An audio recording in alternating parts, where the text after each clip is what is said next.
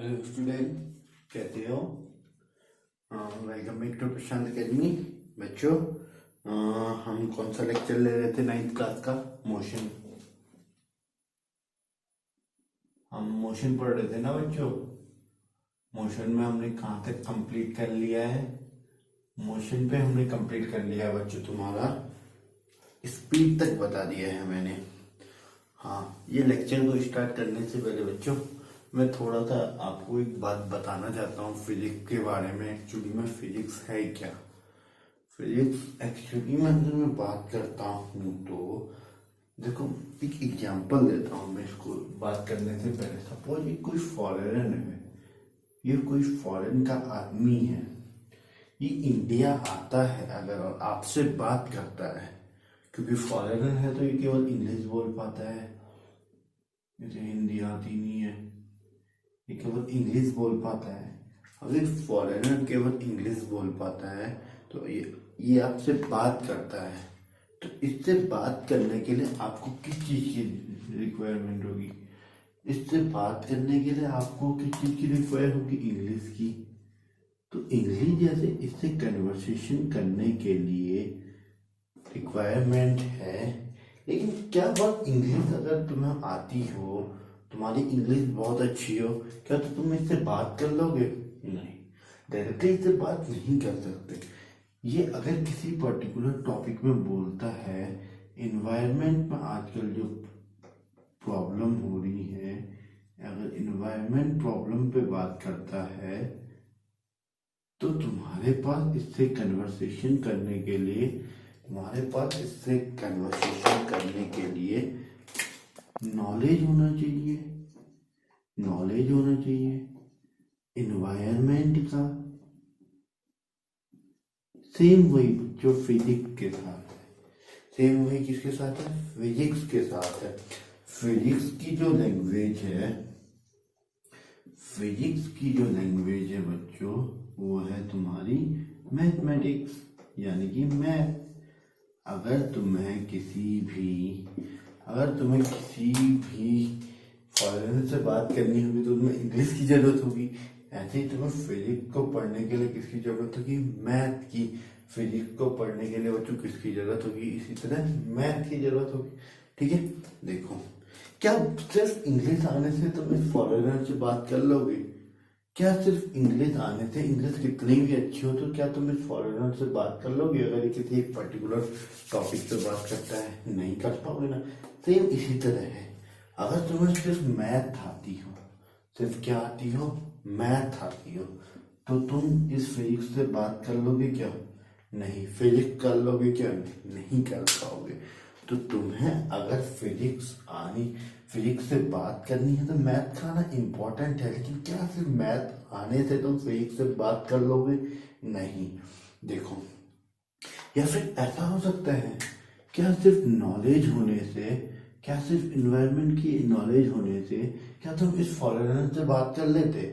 क्या सिर्फ इन्वायरमेंट की नॉलेज होने से तुम इस फॉरेनर से बात कर लेते? नहीं। क्या सिर्फ अगर तुम्हें फिजिक्स ही फिजिक्स आए, मतलब सिर्फ कॉन्सेप्ट आए, तो क्या तुम ये फिजिक्स कर लोगे? नहीं। तो फिजिक्स से बात करने के लिए तुम्हें मैथ चाहिए प्लस फिजिक्स के कॉन्सेप्ट चाहिए। मैथ प्लस फिजिक्स के कॉन्सेप्ट क्या है? नॉलेज है बच्चों। कॉन्सेप्ट क्या है? नॉलेज, जो हमें इस फॉरेनर से बात करने के लिए चाहिए थी। सिमिलरली इंग्लिश क्या थी? लैंग्वेज थी।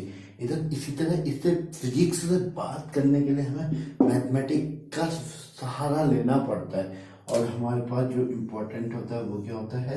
वो नॉलेज। उसी नॉलेज के बेसिस पे तो हम बात करेंगे ना इस फॉरेन। सिमिलरली हमारे यहाँ कॉन्सेप्ट बनाने पड़ते हैं, फिजिक्स के जो कॉन्सेप्ट होते हैं वो बनाने पड़ते हैं, और कॉन्सेप्ट बना के हम किससे बात कर सकते हैं? फिर मैथ की हेल्प से फिजिक्स से बात कर सकते हैं। कुछ बच्चों का डाउट था, क्योंकि कुछ बच्चे जैसे ही 9th क्लास में एंटर होते हैं, कुछ न्यूमेरिकल प्रॉब्लम आती हैं। न्यूमेरिकल प्रॉब्लम्स आती हैं तो बच्चे क्या करते हैं कि सोचते हैं कि जो फिजिक्स है वो पूरा का पूरा मैथ है। नहीं बच्चों, फिजिक्स एक अलग चीज है, मैथ एक अलग चीज है।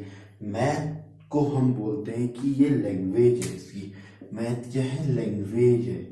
मैथ फिजिक्स की लैंग्वेज है।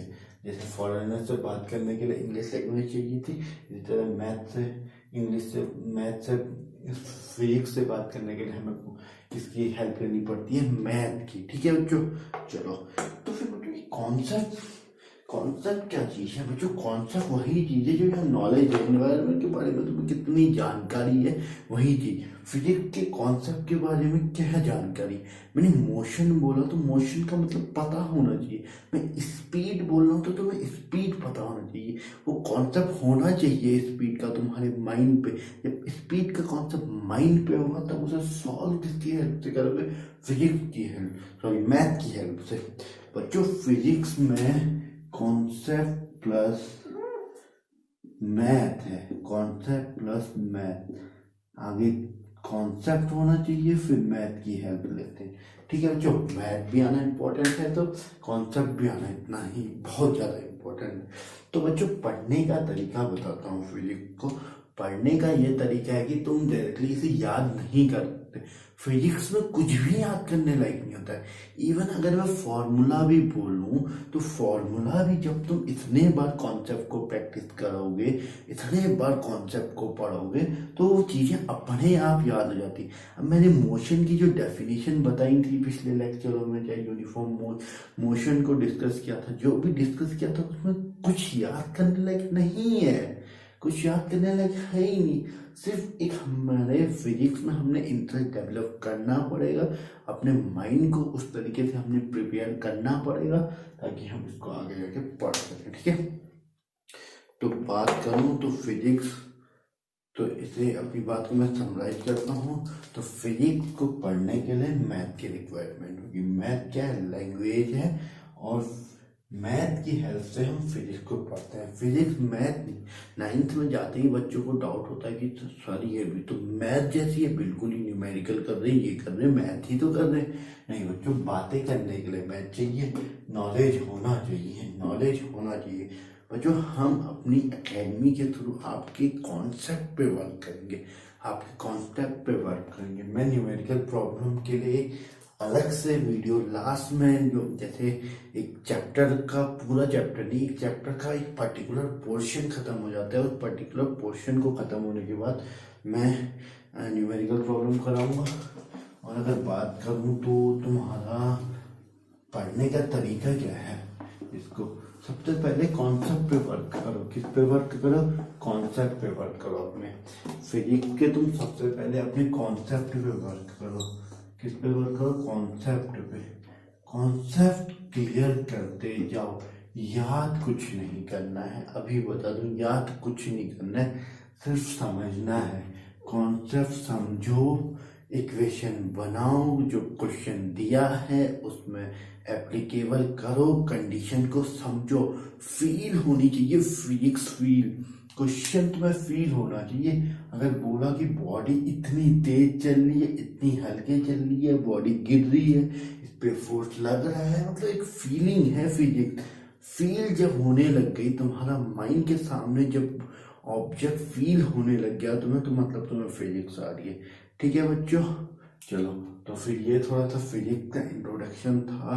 और फिजिक्स में क्या क्या पढ़ते हैं तो वो तो हम ऑलरेडी बता चुके हैं। जितने भी हमारे पास नेचुरल फिनोमिना है, डिफरेंट डिफरेंट लॉज है नेचर के, वो कैसे गवर्न होते हैं, उनकी एप्लीकेशन, जो भी क्वांटिटी मेजरेबल क्वांटिटी होती है उनका मेजरमेंट, ये सब हम फिजिक्स में स्टडी करते हैं। ठीक है बच्चों, वो फिर बात की बातें आती हैं, तो मैं आपको बताना चाह रहा था कि एग्जैक्टली फिजिक्स है क्या। ठीक है बच्चों।